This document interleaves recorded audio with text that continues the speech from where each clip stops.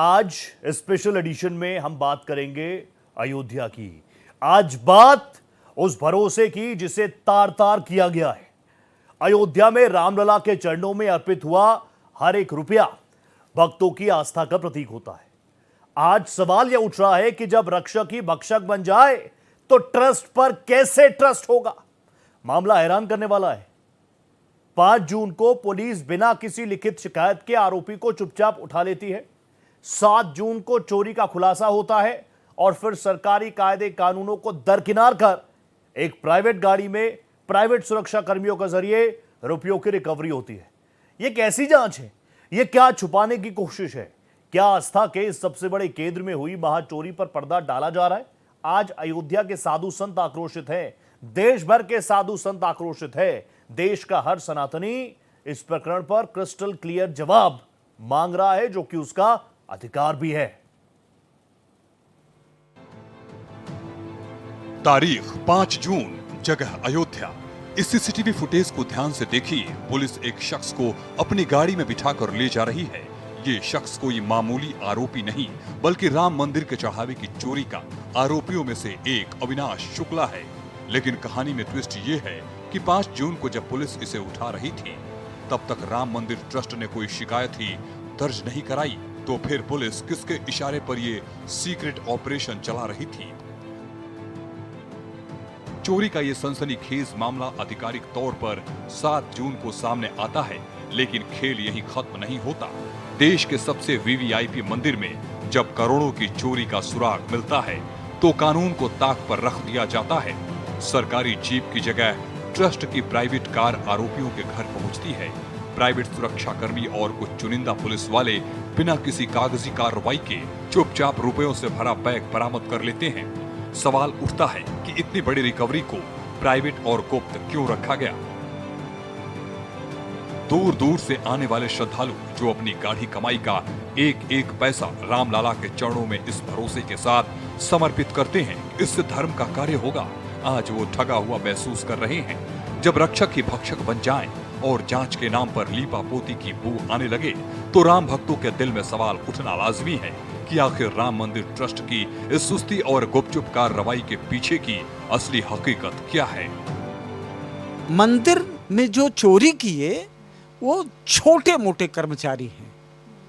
न्यास के जो सचिव हैं, उनके भी सम्मान में किसी प्रकार आंच नहीं आ सकता, चाहे एसआईटी जांच करे, चाहे स्वयं समग्र राष्ट्र मिलकर के जांच करे।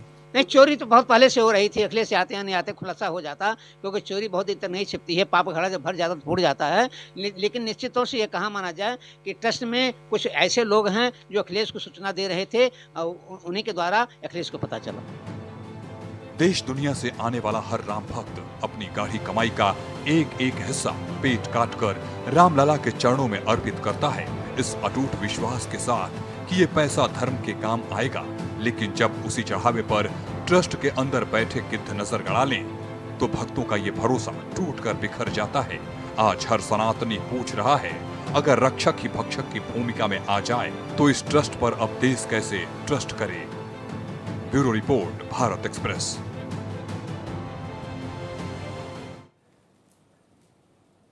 एसआईटी का गठन हुआ। एसआईटी ने प्रारंभिक रिपोर्ट सौंपी, एसीएस होम को दी। एसीएस होम ने वो रिपोर्ट लखनऊ पहुंचाई। उसके बाद एफआईआर दर्ज हुई। 8 लोगों के नाम आए। 8 के 8 इस वक्त सलाखों के पीछे हैं। आज भी उन्हें कोर्ट में पेश किया गया। लेकिन अभी आपने साधु संतों को सुना। साधु संतों के मन में जो सवाल चल रहा है, सनातनी देश है हमारा भारत, भारतवर्ष, और यहां पर आप देखिए उनके मन में भी बहुत सारे सवाल चल रहे हैं। आज इन्हीं सवालों को टटोलने का प्रयास मेरा रहेगा।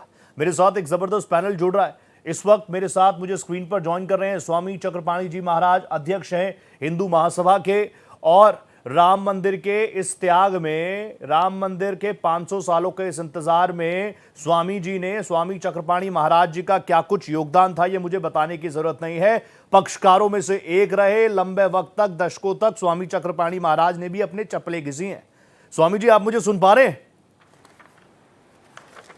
जी जी, सुन रहा हूँ जी। स्वामी जी, सबसे पहले तो नमस्ते कर रहा हूँ, और सबसे पहले आपके पास इसलिए भी आ रहा हूँ क्योंकि आप हमेशा खुलकर बात रखते हैं, और यहाँ पर तो बात राम मंदिर की हो रही है, जिसके लिए आपने ना जाने कितने दफ्तरों के चक्कर काटे, कितनी बार कोर्ट के चक्कर काटे, पक्षकार के तौर पर आपको देश और दुनिया ने देखा, लेकिन आज मर्यादा पुरुषोत्तम भगवान श्री राम के मंदिर में रामलला की प्रतिमा के सामने ही इस तरह से मर्यादा को तार-तार किया गया। मुझे सबसे पहले बता दीजिए, जिन 8 आरोपियों को इस वक्त पकड़ा गया, कोर्ट में पेशी की गई, उनके घरों पर दबिश दी गई, लाखों का कैश उनके घरों से मिल रहा है, एसआईटी की और अयोध्या पुलिस की इस कार्रवाई से आप संतुष्ट हैं कि नहीं है? देखिए, आप एक वरिष्ठ पत्रकार हैं, अच्छी प्रकार जानते हैं कि शायद हमें लगता है कि लोगों ने जो चोर थे वो ये भूल गए कि उत्तर प्रदेश में सरकार किसकी है, चाहे ऊपर किसकी सरकार है।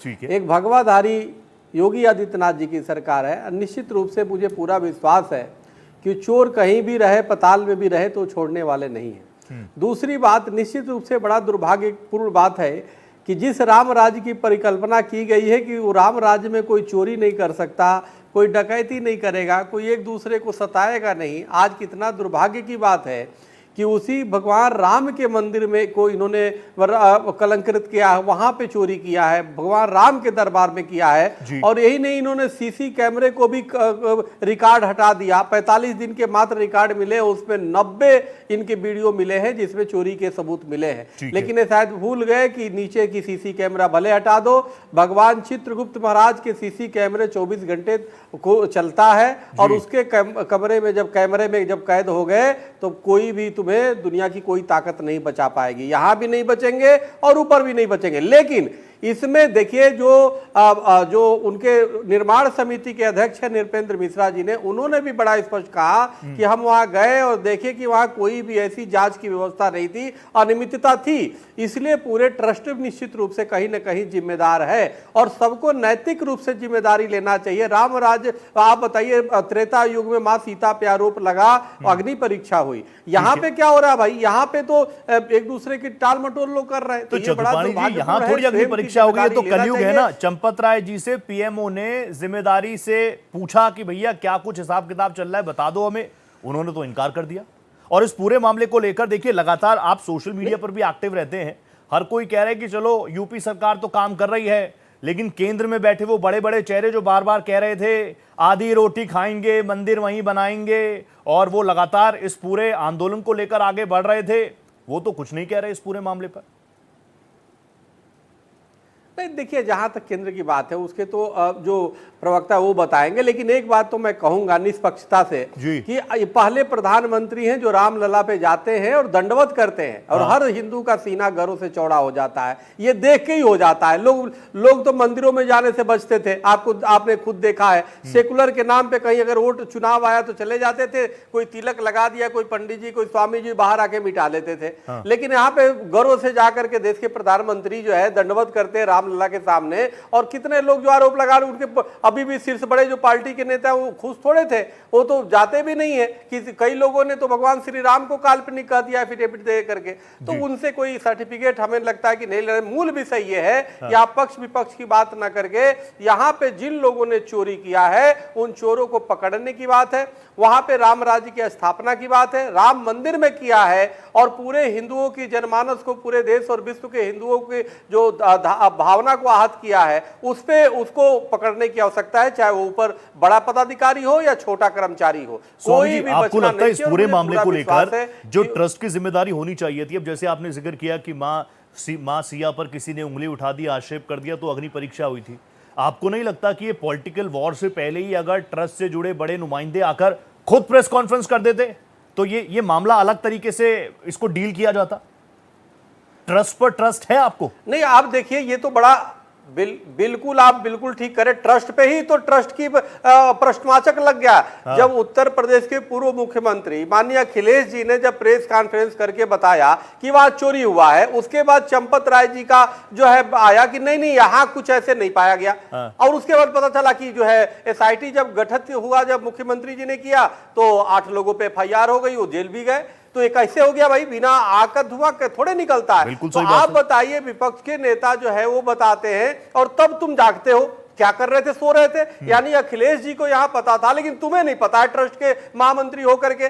सवाल यह है कि तुम कहीं ना कहीं चोरी को छिपा रहे थे। तो सितम को देखते रहना सितम से कम नहीं होता। मेरा दावा है कि कातिल गवाहों में भी होते हैं। आप बैठ करके वहां गवाह बने हुए हो, आप बचा रहे हो चोरों को। ये बात नहीं चलनी चाहिए, ये बात नहीं होनी चाहिए। ये बड़ा दुर्भाग्य है। आरोप कोई भी लगाता है, कोई भी करता है, हम तो धन्यवाद देंगे जो जिन लोगों ने सबसे पहले पर्दाफाश किया, चाहे अखिलेश जी हो चाहे और भी लोग हैं। ये ठीक है कि वो राम मंदिर नहीं गए, जाना चाहिए उनको, लेकिन लेकिन उन्होंने जो पर्दाफाश किया वो सही पाया गया। भाई कुछ तो था ना।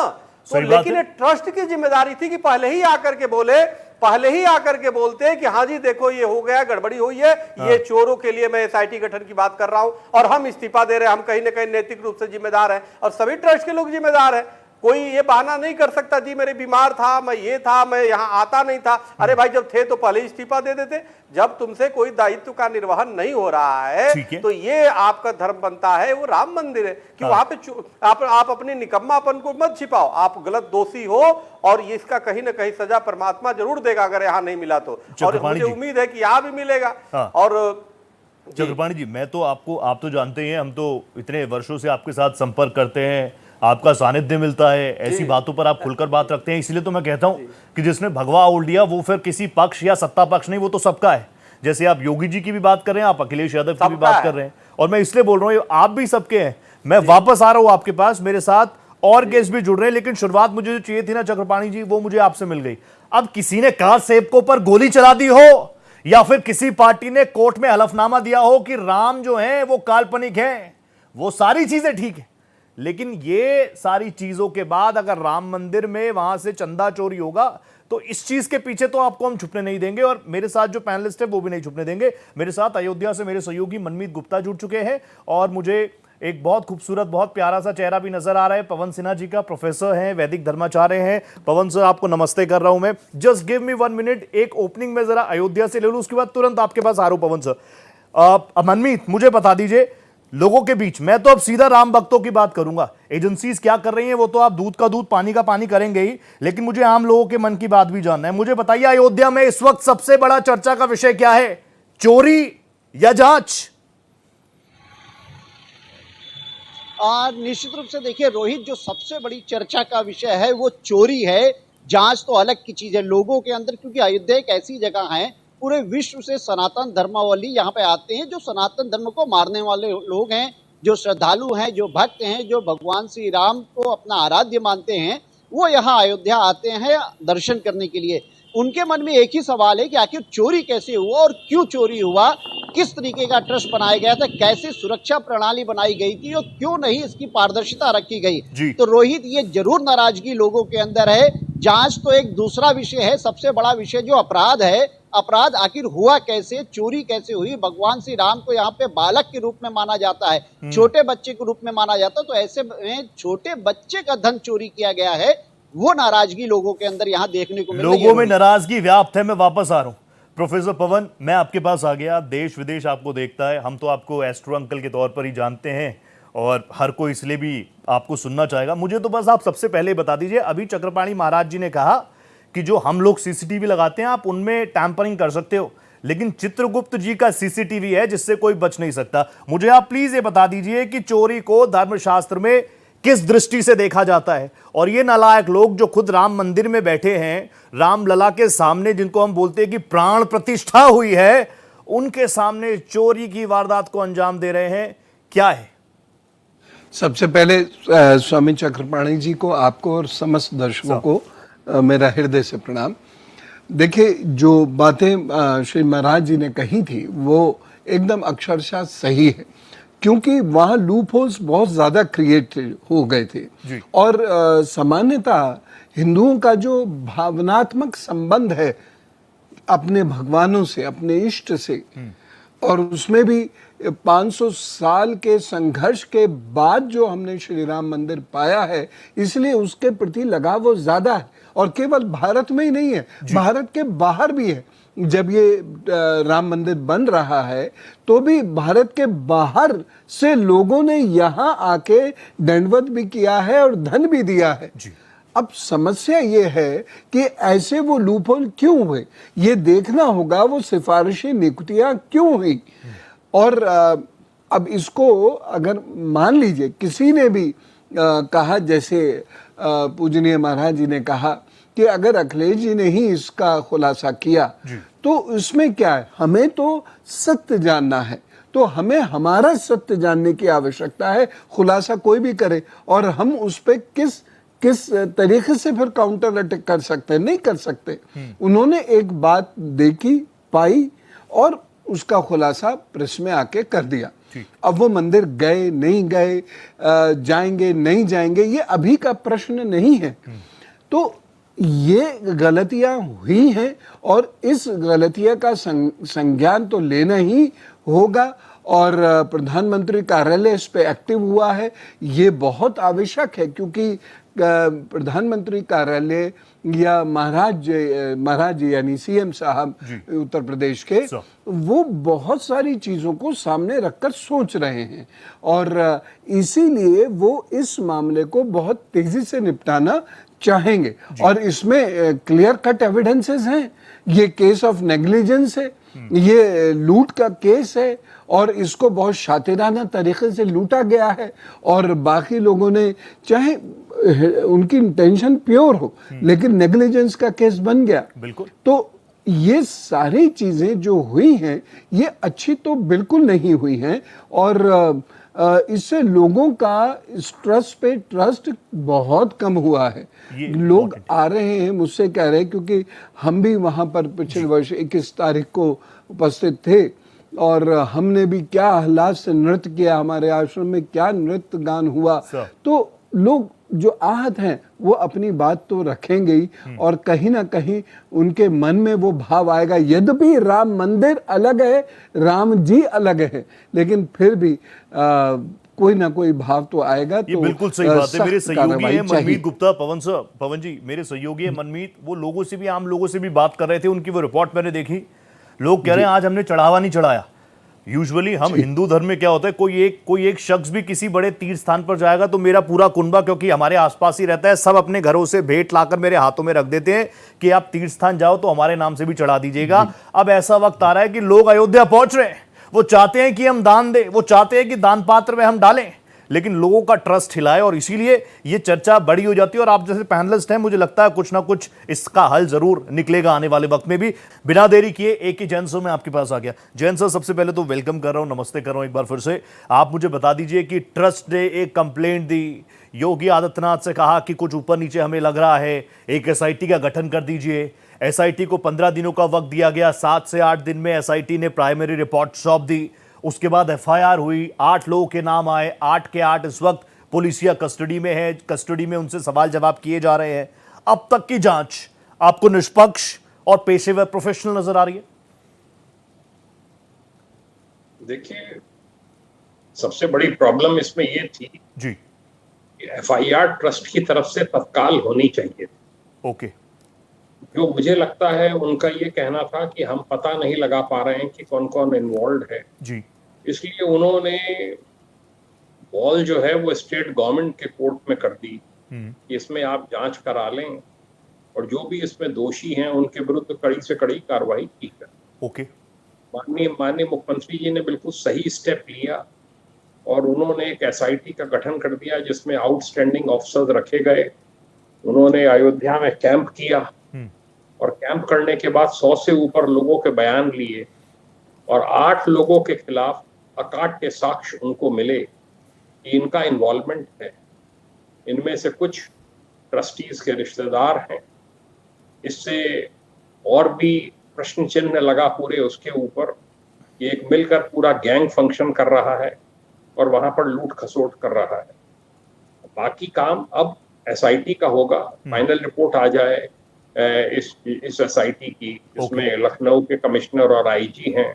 उसके बाद एक प्रॉपर एसआईटी बनेगी जो इन्वेस्टिगेशन की टीम हो। वो बड़ी लंबी चौड़ी एसआईटी बनेगी जो भिन्न भिन्न कार्य उसमें लोग देखेंगे और तब उसके बाद जो सीसीटीवी फुटेज है उनको देखकर और बाकी गतिविधियों को देखकर किस किस के खिलाफ साक्ष्य मिल रहे हैं जी, ये सिर्फ कह देने मात्र से नहीं होता है कि इसमें ये ट्रस्टी इन्वॉल्व है, ये इन्वॉल्व है। ट्रू। अगर आपको किसी का चालान न्यायालय में करना है तो आपको न्यायालय में केस डायरी में पूरे सबूत देने होंगे और तब आपको एक्यूज्ड को पेश करना होगा। ठीक है। तो इसलिए जब तक कि अकाट्य साक्ष्य नहीं मिलते हैं किसी के खिलाफ, कार्रवाई नहीं हो सकती है। जब एसआईटी विवेचना शुरू करेगी, आज भी पेपरों में पढ़ रहा था 2 नाम आए हैं जिसमें वो चोरी करते दिख रहे हैं जी। ये सब एक एक करके सब बंद हो जाएंगे और इसमें कोई बचने वाला नहीं है। मुख्यमंत्री जी के आदेश बड़े स्पष्ट हैं ओके। कि इसमें कोई बचना नहीं चाहिए। ओके, मनमीत जल्दी से आ जाइए। मनमीत मुझे बताइए, मनमीत से भी मैं बात करूंगा लेकिन मैं सीधा चक्रपाणी जी आपके पास आ गया। चक्रपाणी जी, अब यहां से आगे क्या? यहां तो जो होना था वो हो गया और एक अमाउंट भी थी। मैं एक राम भक्त, मैं कई बार राम मंदिर होके आ गया और जब मैं जाता हूं, परिवार के साथ जाता हूं, अपने आप ही मेरा मन करता है कि मैं अपने आराध्य को कुछ ना कुछ अर्पण करूं अपनी हैसियत के अनुसार। मैं उस दान पात्र में भी कुछ डाल के आता हूं। अब मेरा भी विश्वास डिगा है और अभी तो मैं कुछ रिपोर्ट्स पढ़ रहा था, वो कह रहे हैं कि हो सकता है 100 करोड़ हो सकता है 200 करोड़ हो। और जो जानकारी अभी मनमीत ने दी, महज 45 दिनों के तो फुटेजेस मिले हैं। अब मैं ये कैसे विश्वास करूं कि 100 करोड़ का ही आंकड़ा है कि 200 करोड़ का ही आंकड़ा है? ये तो कितना भी हो सकता है। देखिए, मूल विषय ये है कि जब हम मंदिर जाते हैं या कहीं भी जाते हैं तो हम कुछ जो है अपने जो कमाई के हिस्से होते हैं, जो भी हो अगर जो अमीर हो या गरीब हो, वो आदमी एक डालता है, वो देव द्रव्य होता है। और वो देव द्रव्य का जो है अब उपयोग जो है गुरुकुलों में होता है, वहाँ से क्योंकि एक मंदिर से कई चीज़ें जुड़ी होती है। चिकित्सालय जुड़ा होता है, शिक्षालय जुड़ा होता है, जहाँ पे गुरुकुल चलते हैं, भंडारे के माध्यम से गरीब अमीर सब वहाँ पे प्रसाद लेता है। वहाँ पे अनेक प्रकार की जो सेवाएं हैं वो हर क्षेत्र में चलती है। कहीं आपदा है, इसीलिए मंदिरों तो देखें कि आपदा भी आता है तो वहाँ पे किया जाता है। तो आदमी जो दान करता है उसका इसी तरह वितरित हो जाता है, साधु संतों में, गरीबों में, सब वहाँ से बढ़ता है। कितने चैरिटी के कार्य होते हैं, जो विकलांगों के कोई पैर बनवा रहा है, कोई आँख करा रहा है। तो अनेक एक धर्म स्थान है जो हमारे मठ मंदिर है, वहाँ से अनेक प्रकार के धार्मिक सामाजिक कार्य होते हैं, मानवतावादी कार्य होते हैं। तो जब पैसा आप डालते हैं तो आप वहां से पुण्य प्राप्त कर लेते हैं। लेकिन यहाँ पे एक व्यक्ति ही, आपको तो पुण्य मिलेगा, इसमें कोई दो राय नहीं। आपने अगर वहां दान किया तो परमात्मा तो देख रहा है, भगवान चित्रगुप्त क्या नोट हो गया। लेकिन इन्होंने जो चोरी किया है वो संवैधानिक और सामाजिक दृष्टि से नीचता की पराकाष्ठा किया है। शास्त्रों में स्पष्ट है कि जो देव द्रव्य की चोरी करता है उसे 60,000 वर्षों तक विष्ठा के कीड़ा के रूप में रहना पड़ता है। हमारे आध्यात्मिक गुरु हमारे आदरणीय सिन्हा जी ने, पवन सिन्हा जी ने बहुत सही बोला। देखिए, मूल विषय यह है कि हमें इस बात को समझना होगा कि जो व्यक्ति धर्म को जानता है और जो व्यक्ति जिस विषय से संबंधित है उसी को वहां रखना चाहिए था। वो तो नास्तिक टाइप के थे, वो तो ऐसे लोग थे जो जानते ही नहीं थे कि भगवान राम कौन है, जिनके यहाँ में बैठ करके जो गिन रहा वो नोट नहीं है भाई, वो दान है और जिसका उपयोग जो सब नहीं पचा सकता है। आप देखो, देश दुनिया ने देख लिया, 8 लोग और कितने लोग चोरी के, जिन लोगों ने 1 रुपया भी लिया है वो पचेगा नहीं, उसकी प्रतिष्ठा भी नष्ट होगी, वो जेल भी जाएगा, वो अनेक प्रकार की आपदा उस पर आनी ही आनी है, क्योंकि भगवान चित्रगुप्त जी का सीसी कैमरा चालू है। तो इसलिए मेरा ये मानना है कि किसी को भी द्रव्य की चोरी नहीं करनी चाहिए। नहीं तो ये डर क्यों नहीं है? ना तो उनको भगवान का डर है, ना उनको कानून का डर है। पवन जी प्लीज मुझे बताइए, इसमें लाखों करोड़ों हिंदुओं की आस्था पर तो कुठाराघात हुई है। आप तो बहुत प्यारे हैं, बहुत स्वीट हैं, लोग सोशल मीडिया पर रिस्पॉन्ड कर रहे हैं, इन लोगों ने तो रामद्रोह कर दिया है, बाकी तो छोड़ दीजिए, रामद्रोह ही कह रहे हैं लोग इनको। लेकिन आप मुझे बताइए, जब हम धर्म की बात करते हैं, आस्था की बात करते हैं, तो उसमें सबसे बड़ी चीज विश्वास, मेरा भी विश्वास, लाखों करोड़ों सनातनियों का विश्वास, आप जैसे चेहरों पर हम लोगों का विश्वास, और इसी विश्वास पर कोई कुठाराघात करे। धर्म में भी तो पारदर्शिता होनी चाहिए, यही तो शायद धर्म की भी अपनी कुछ मर्यादा होंगी। बिल्कुल बिल्कुल सही बात है। और जो देवताओं का द्रव्य होता है, जिसके बारे में अभी महाराज जी कह रहे थे, उसको तो छूते हुए हाथ कांपते हैं। उससे व्यक्ति अपने लिए 1 कप चाय नहीं पीता है, इतना उसको सुरक्षित रखा जाता है, आस्था इतनी अधिक होती है उसके प्रति। और यहाँ पर इतनी बड़ी समस्या हो गई, तो ये तो है ही है कि कहीं ना कहीं तो इससे परेशानी हुई है। मेरी तो उस दिन आंखों में आंसू आ गए कि ये क्या हुआ, ये मैं क्या सुन रहा हूँ। और मैंने कई बार इसको कंफर्म करने की कोशिश करी, तब जाकर, अब सच्चाई तो सच्चाई है, वो तो हमें फेस करनी पड़ेगी, तो तब जाकर मन को थोड़ा संतुलित किया और मुझे लगा कि श्री राम को और श्री राम मंदिर को अलग करके हमें देखना चाहिए। श्री राम तो पूरे विश्व के हैं, वह तो भगवान है, लेकिन ये एक सिस्टम है, मंदिर एक सिस्टम होता है, और मंदिर का जो सिस्टम होता है उसमें जो मूल में होती है वो आस्था और विश्वास होता है, बाकी कोई चीज़ वहाँ काम नहीं करती है। इसीलिए लोगों ने कभी पूछा नहीं और किसी ने आवश्यकता समझी नहीं कि उसको बताया जाए, तो वहाँ वो responsible governance with in the temple थी ही नहीं। हम अब पूरे देश के रिस्पॉन्सिबल गवर्नेंस की बात करते हैं, लेकिन हमने मंदिर में किया ही नहीं कुछ। तो हमने ये गलतियां तो करी हैं।